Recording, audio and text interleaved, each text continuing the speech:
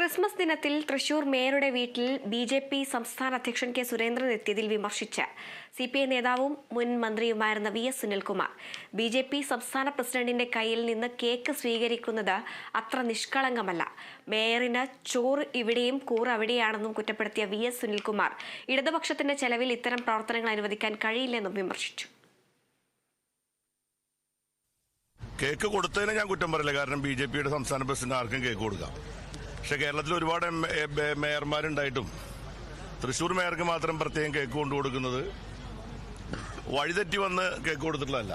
അതൊക്കെ എനിക്കതിൽ യാതൊരു അത്ഭുതം തോന്നിയിട്ടില്ല.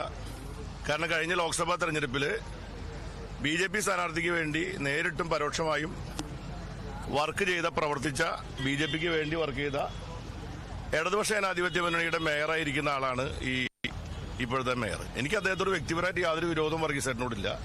ഞാൻ വളരെ അടുപ്പുള്ള ആളാണ്.